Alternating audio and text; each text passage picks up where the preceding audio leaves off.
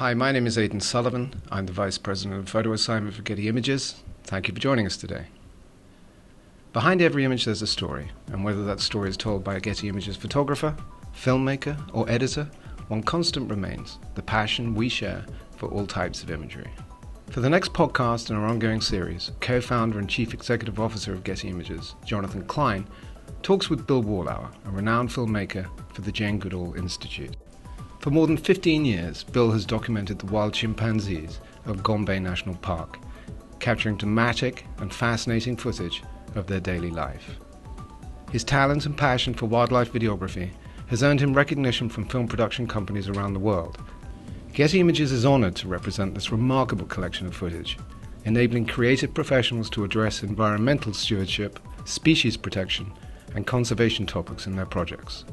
Today, Bill shares with us what it's like to work alongside these remarkable creatures, capturing thought-provoking, intimate, and charming footage that further educates audiences about just how close we are to chimpanzees.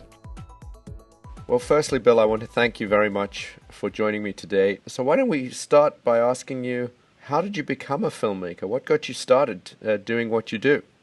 I got started as a filmmaker through a series of incredibly fortunate events. Started with meeting Jane Goodall in 1989 while I was a Peace Corps volunteer in Tanzania, and started working for her in 1992.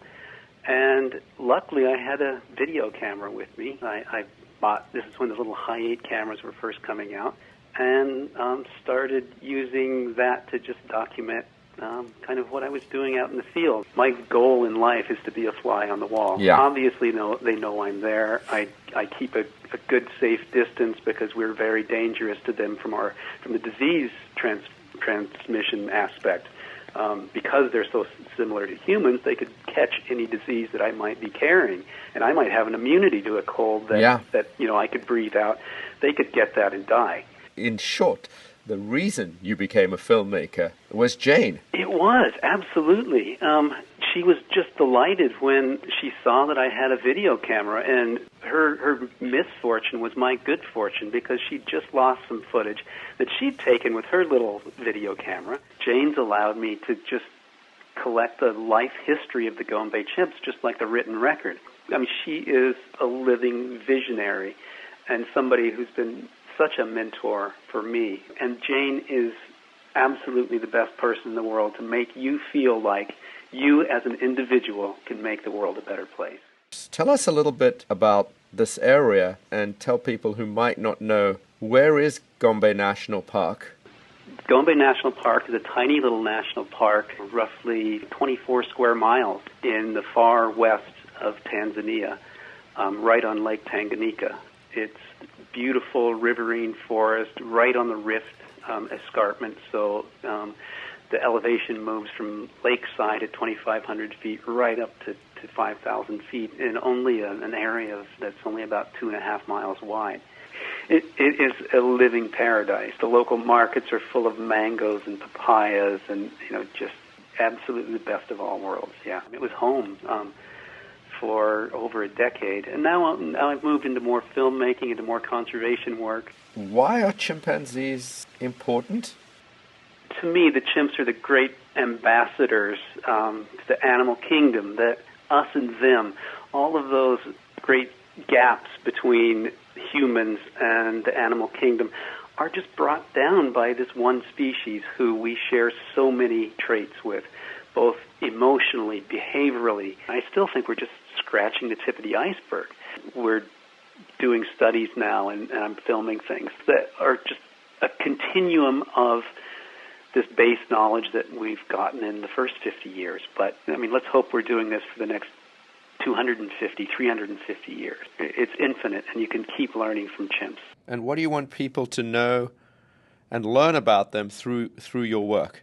I would love it if that kind of triggered people to say, wow, I never knew that about chimps. I had no idea chimps did this or that. And then they get more involved. And say, wow, I didn't know they were endangered. The next time they hear something about chimps, how do you get involved and what do you do? They'll go online. They'll get on the Jane Goodall Institute website. They're much more likely to take action if they've been moved. Well, you've made a number of references to chimps being endangered What are the greatest threats to their existence? It's a really important question, and another reason why I do what I do, why I've come out of the forest. They are seriously endangered. Within the last 50, 100 years, before European man, that is in equatorial Africa, there were as many as 1 million chimps. And now estimates, which are rough estimates, but they're now between 125,000, maybe to 250 or 300,000 maximum. But it really affects us. These are our rainforests that clean our air, that give us water, give us rain. It's an incredibly productive part of the world, and it's disappearing. You know, the balance is so tipped towards man and human and our needs that, you know, if we don't protect them, the chimps don't have a chance. You know, if I go out and buy a mahogany, an African hardwood dining room set, I am facilitating the destruction of chimp habitat, helping the demise of chimps, and, you know, actually destroying habitat that's crucial for all of us. Let's look at this clip. It's so human. This is Gaia, and she's grabbed a big wad of leaves, and she's sponging them down into the water. And I think it probably tastes better, because she could just lean over and drink out of that. They do this in the dry season, way up in the woodlands, when they find a little hole in a tree, and they'll dip little leaves down there where they can't reach their mouth. This is what that groundbreaking day that Jane wrote to Louis Leakey and said, they use tools. That's amazing. And this was way back in the early 60s. And, I mean, now we know they have a huge toolkit. This is one of the twins fishing for termites, actually very successfully. With a stick. With a stick, yeah. So she's sticking that long wand down into a hole. The soldier termites grab a hold of that stick because they think it's an attacker. And the chimps have learned to pull that out and eat the termites off of that. Now, the significance of this with chimps is they are the only other species on the planet who have this kind of tool repertoire. Let's look at another clip. This is a female who's just arrived, and she is, this is a dominance and submission behavior. She's vocalizing and basically saying, and you know, sadly enough, it's a very much male-dominant society. Females have to kind of grovel and pay their respects to high-ranking males when they approach. And that just keeps the peace. What's happening to the uninitiated, if you could talk us through that? This is Fanny, the oldest daughter, with her infants, Fudge and Fundi. She is very meticulously grooming her infant. Grooming is kind of the social glue of chimp culture. It plays a very strong social role of connectivity. And so she's just very... It's a touching moment of her intimately connecting with her infant. What's happening in this clip, Bill? This is one of those moments that had never been filmed before. Wow. Never been seen before. Amazing. And I mean, I credit my wife for, we have little handheld radios, and Kristen said, come to the top of Peak Ridge as fast as you can. You know, something amazing's happening. And I filmed the twins in the top of this tree, standing bipedally, catching flying termites out of the air. And it was just like watching kids in the candy store.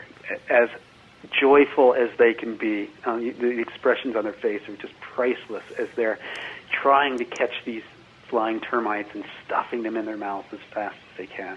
What's the best time of day to film them? Going Bay is so thick, but for me, when the light's magic and the chimps come out, and you know that you see a shot there of a chimp silhouetted with clouds behind. It's just those special moments like that. Do you think they learn anything from us? In the wild, I hope not. I hope that they can. I hope they don't need to. I hope their habitat and where they live doesn't have to change so much that they have to adapt because of humans. I just want to see them the way they are and hope that we don't, in the wild, have any impact on them as far as the way they behave. You've revived my interest in chimps. You're learning all the time something new about them.